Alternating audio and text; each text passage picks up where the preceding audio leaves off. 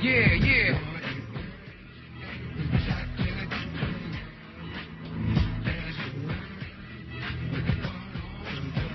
There are death squads. There are terrorist commandos that have been brought in by the world specialist in death squads and terrorist commandos. That is the CIA and NATO intelligence. Think of what you know about Argentina. Think of what you know about Central America. Death squads, right? Escadrones de la Muerte and so forth. This is what's actually happening. And when you get these accounts, right, from Al Jazeera or any number of other authorities about children being killed or how many people got killed, ask yourself who's doing the killing. And it turns out that in a very large number of these cases, it's these snipers. The situation in Syria remains incredibly murky and complex and opaque, as when we last discussed it.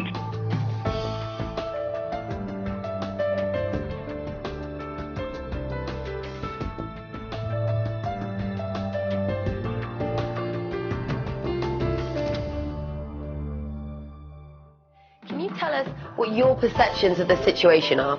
It began with some armed groups entering inside the country. Armed groups entering inside the country and making big troubles, trying to create Islamic Emirates on the border, first in near Jordan.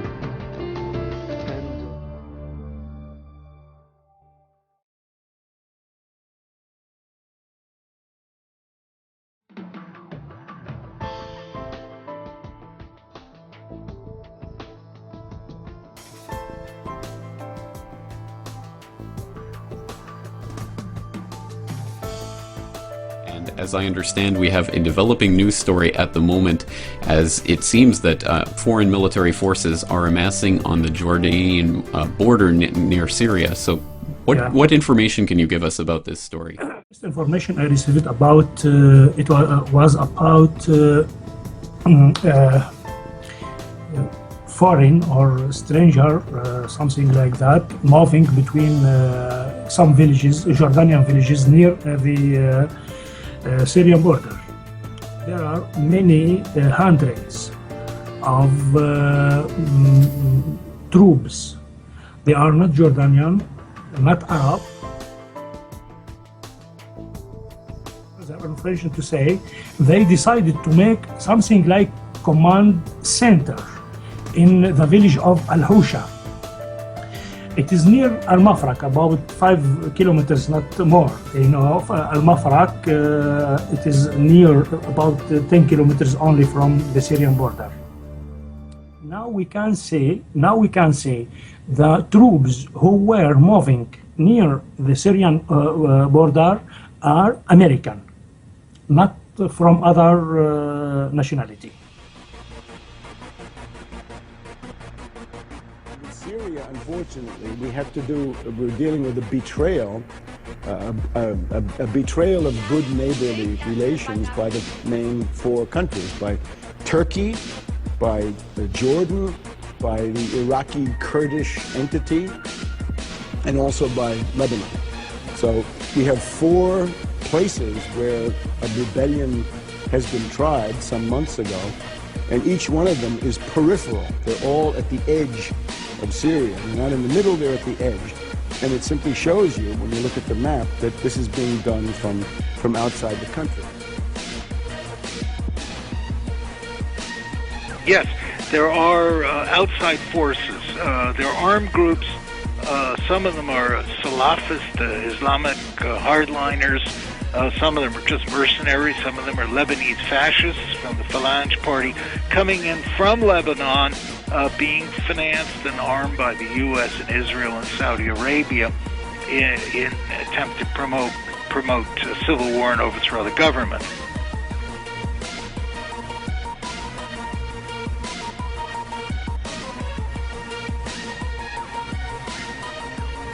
You were also on the ground during the war in Libya.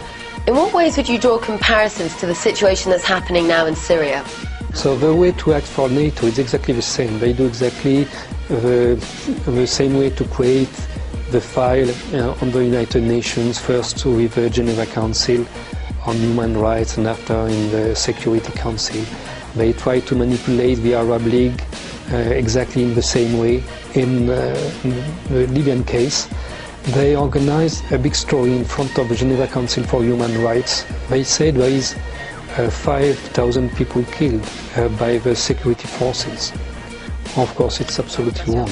There is a lot of people killed, but very few by the security forces. Most of them are killed by these armed groups they put inside the country, and by the same armed groups they use in Libya. And now there is some different estimation, but you have at least 600 people coming from Al-Qaeda in Libya who are now in Syria.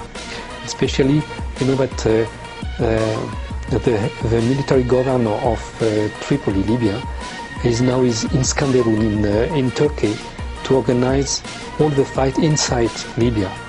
And the head of what we call the Tripoli Brigade, which was the people from Al-Qaeda now responsible for the security in Tripolitana, they are now, all of them, inside Syria. And a famous Spanish reporter who was first in Libya recognized them here, inside, at the top of this so-called free Syrian army, but they are not Syrian.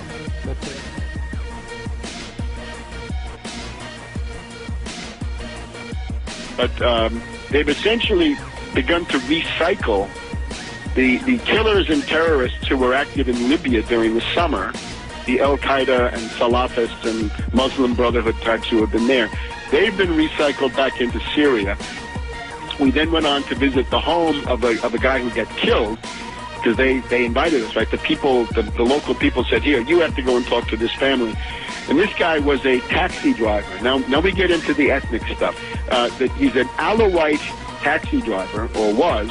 He was in his 20s, and he was kidnapped and murdered by a group of these terrorists. So we got to visit his family, and the family were Assad supporters. They had pictures of Assad, Hafez, and the current president in their homes. I would just say the difference between the Latin American death squad and the Syrian death squad, as far as I can see, is the following.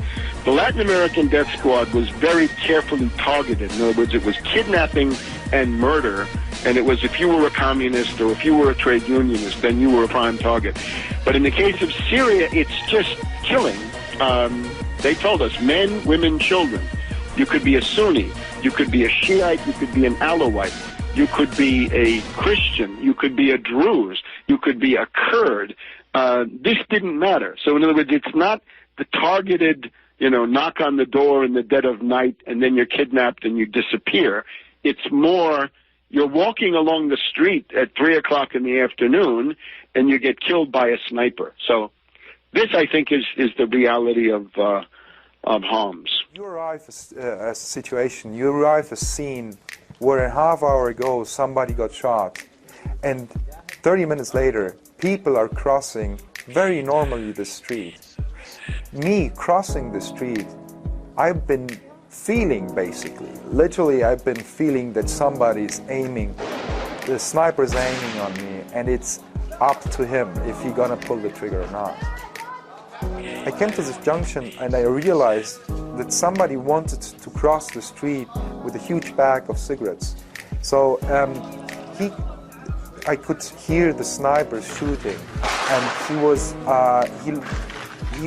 wasn't able to cross the street, and the bag with cigarettes was in the middle of the street. So it was again one of these very impressive scenes where people have been very happily and almost like a sport challenge to get the cigarette bags out from the sniper range, and they've been happy when they could.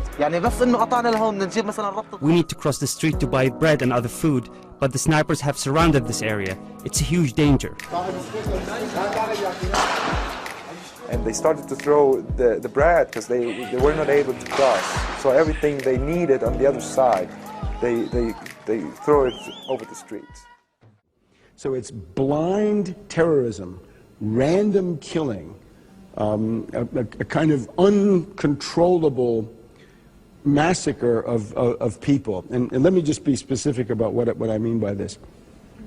If you read these crazy Western media, they will tell you that Homs is the great center of this rebellion here, the civil war in Syria, right? Well, when we got here with the delegation that I was with, we went right to Homs. We got, at least I did, within 24 hours after coming, we went to Homs. And not only did we go to Homs, we went to Zara. We went to the neighborhood that's supposedly the center of all agitation. And when you get there, what you see is, first of all, empty streets. And then eventually we saw 500 people in a public square, and they were agitating somehow, right? They were having a demonstration of some kind. So we were a little bit frightened, right? Because we thought, you know, these are people who, they're armed or something like this. Who knows? So we get down we leave our bus and go onto the street, and here are these people. And the number one issue for them is not what you think. It's mazout. Yeah. They're concerned about fuel oil. Yeah. And they're concerned about the fact it's getting cold and the winter is here and they need to heat their homes. And there's not enough fuel oil. And they have criticisms of the governor of the province, who we also met, who seemed like a good guy to me, but they say that he doesn't do enough to get the mazout. Now, as soon as you're talking about mazout, there are two things, right? One is that there are already economic sanctions by NATO. There's economic warfare that influences the availability.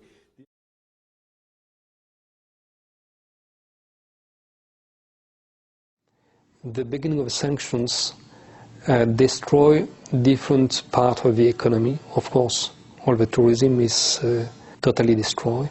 But during the winter, you have no more fuel. There is also a problem with different imported goods. Mm-hmm. But I think this is now changing because there is a new agreement between Syria, Iran and China for that. So they try now to impose the Arab League sanctions, and it could be really a disaster for this country, but they discover very quickly that it will be also a disaster, an economic disaster for the others Arab countries around, so they have to stop these sanctions. So now Syria is able to resist a very long time to this pressure from NATO. The other thing is, I've been told that various of these terrorists, of these death squads, they specifically target the trucks that carry fuel oil, mazout, and they try to hijack the trucks and take them to Turkey, where they can sell it at a better price. And Lebanon also. And Lebanon, wherever it is. So we got to see these people demonstrating. Now, the question then is, what was the political coloration? Well, it's pro-Assad, pro-Assad, pro-Assad.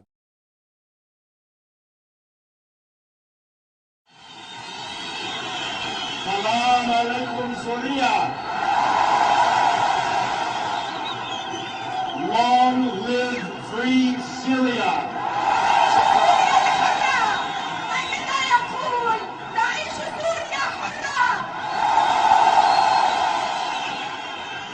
Long live beautiful Damascus.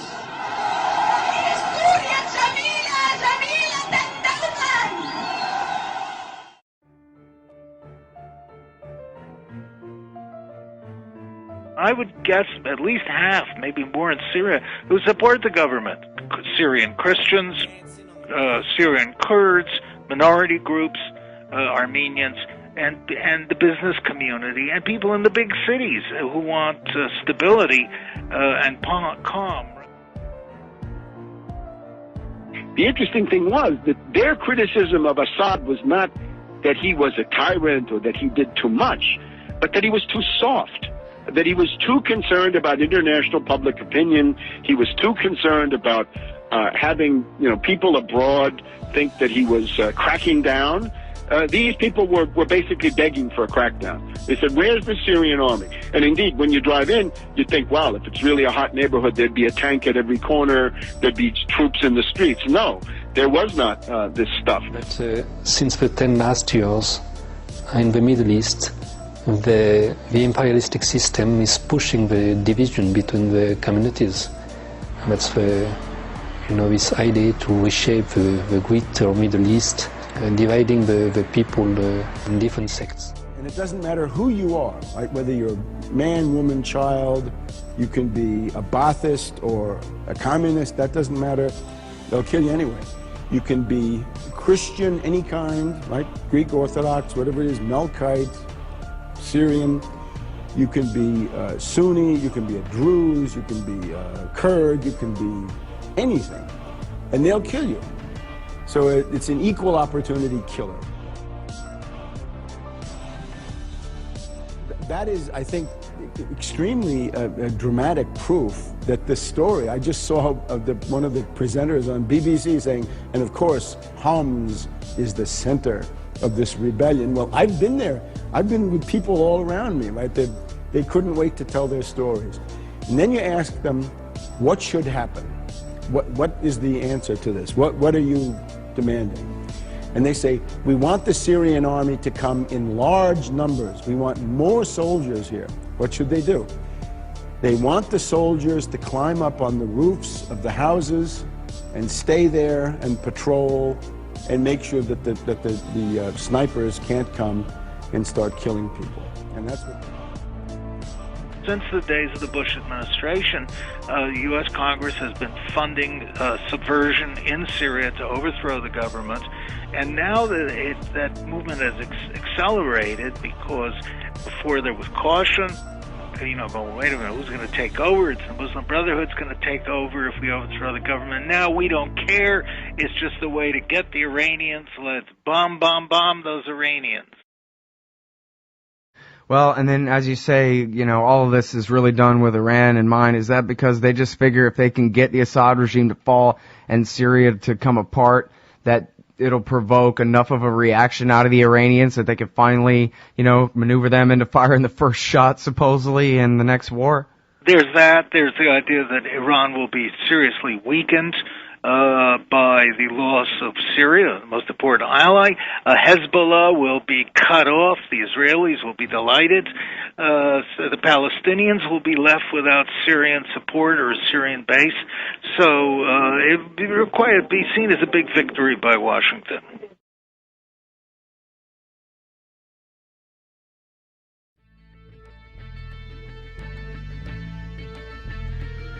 The basic situation is that there's a hysterical, demagogic public relations campaign by NATO intelligence, the CIA, MOSSAD, MI6, DGSE, and other NATO forces against Syria. And this is a destabilization. The goal is to overthrow the government and to smash the existing political arrangements, to smash the state.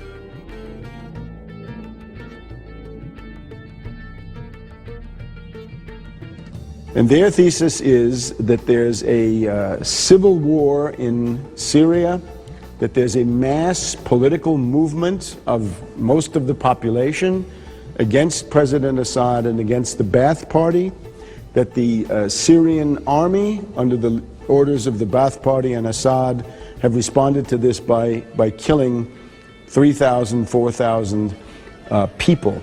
And the striking thing is that when you get here, you see that this is a complete fiction.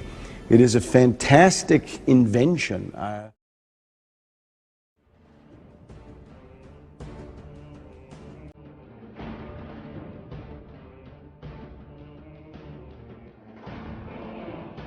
This is not a civil war. There's no civil war.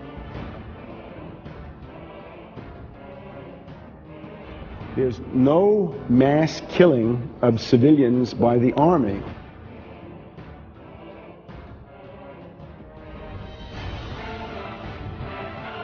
Had a divergence of reality and propaganda.